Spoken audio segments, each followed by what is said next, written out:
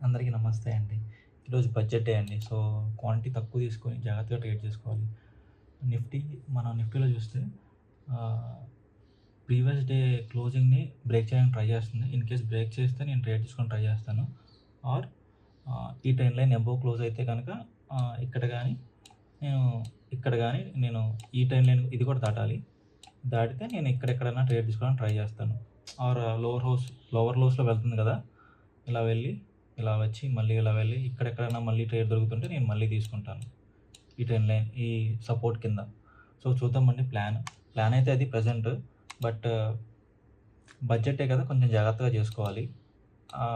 ఉన్నట్టుండి పెద్ద పెద్ద మూవ్స్ వచ్చేస్తాయి. సో, ఎంత తక్కువ క్వాంటిటీ లేదా మీ ఎక్స్‌పీరియన్స్ ఉంటే తప్పితే మీరు ట్రేడ్ మేనేజ్ చేయలేను అనిపిస్తే మాత్రం బడ్జెటే అవాయిడ్ చేయండి.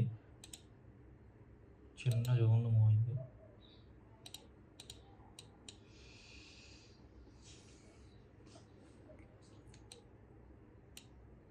యాహ్! ఓకే అండి. మూవ్‌మెంట్ వచ్చింది. So, స్కాల్పర్ mode 300 quantity. కాకపోతే మనకి గ్యాప్ అప్ ఓపెన్ అవుతుందండి ఇక్కడ. Gap up. స్టాప్ లాస్ వచ్చేసి 214. 10 పాయింట్స్ కంటే ఎక్కువ ఇవ్వాల్సి వస్తుంది.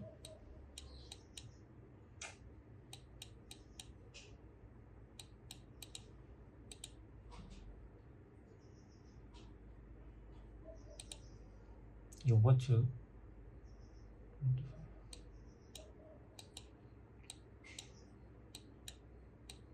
స్టాప్ లాస్ ఎక్కువైపోయిందండి మనకి. అదొక్కటే వెయిట్ చేశాను. సో, ఇన్ కేస్ ఎలాంటి స్టాప్ లాసెస్ కనుక మనకి ఎక్కువైనాయి అనుకోండి, మనం రీటెస్ట్ కోసం వెయిట్ చేయొచ్చు. ఇప్పుడు మనకి వ్యూ అర్థమైంది. వ్యూ ఎటుండాలి, మన ట్రేడ్ ఎటుండాలో మనకు అర్థమైంది. సో, మనం ప్లాన్ ఏం చేసుకోవచ్చు? ఓకే. మూవ్ వచ్చింది. మళ్ళీ ఇక్కడెక్కడన్నా మళ్ళీ మనకి ఇక్కడ దొరికిందనుకోండి క్యాండిల్, ఇక్కడ తీసుకోవచ్చు. అలా మనం ప్లాన్ చేసుకోవచ్చు. అంతేగాని మిస్ అవుతుంది కదా అని చెప్పేసి ఇంతంత హై ప్రీమియమ్స్‌లో మనం ఎంటర్ అయ్యి మన ట్రేడ్ ప్రకారం, నా ట్రేడ్ ప్రకారం, నా రిస్క్ క్యాపబిలిటీ ప్రకారం ఈరోజు డైరెక్ట్ గ్యాప్ అప్ ఇక్కడ 15 పాయింట్స్, 14 పాయింట్స్ ఇవ్వడం నాకు కరెక్ట్ అనిపించలేదు. నేను ఇవ్వలేదు. అందుకని నేను ఇక్కడ ట్రేడ్ ఇంకా తీసుకోలేదు. మనకి మనం ట్రేడ్ ఎప్పుడైనా సరే మన స్టాప్ లాస్‌ని బట్టి తీసుకోవాలండి. స్టాప్ లాసెస్ మనం యాక్సెప్ట్ చేయగలుగుతున్నామా లేదా అని చూసుకోవాలి ఫస్ట్. 14. ఓకే అండి. బై.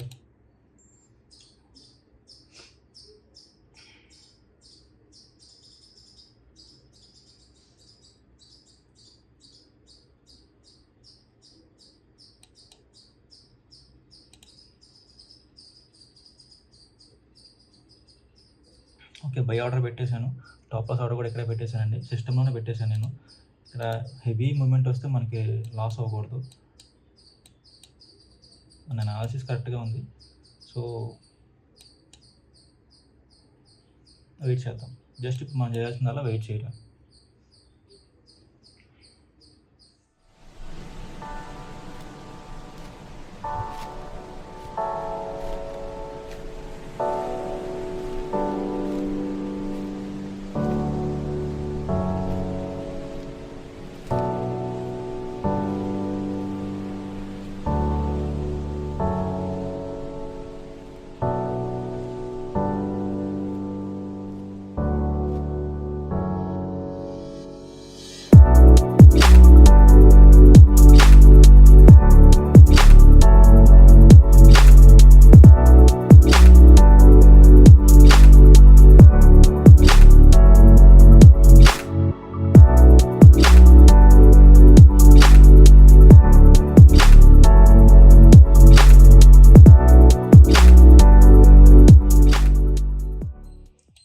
ఓకే. స్టాప్ లాస్ నేను ఇక్కడికి కాస్ట్ పెట్టేస్తున్నానండి ఇప్పుడు.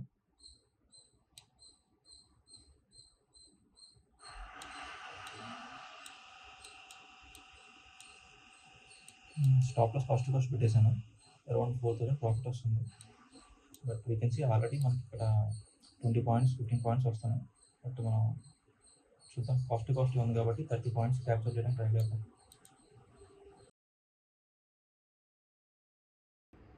మనకు కావాల్సింది అట్‌లీస్ట్ 5,000-6,000 ఉంటే మనం ఈ ట్రేడ్‌లో మనకు వర్కౌట్ అవుతుంది. లేదంటే వర్కౌట్ అవ్వదు.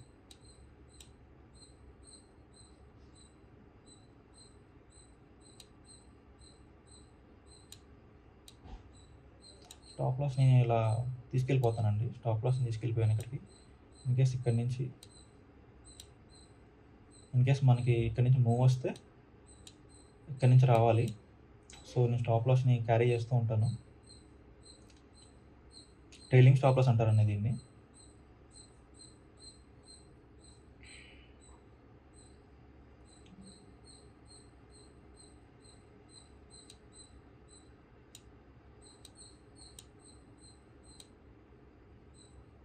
ఓకే. ఇక్కడ పెడుతున్నాను ట్రైలింగ్ స్టాప్ లాస్. అయితే ప్రాఫిట్‌లో ఉంటాం. విన్ విన్ సిచ్యువేషన్ కదండీ ఇప్పుడు మనకి. ఖచ్చితంగా ప్రాఫిట్‌లోనే ఉంటాము ట్రేడ్. ట్రైలింగ్ స్టాప్ లాస్ ఒక బెనిఫిట్ అది.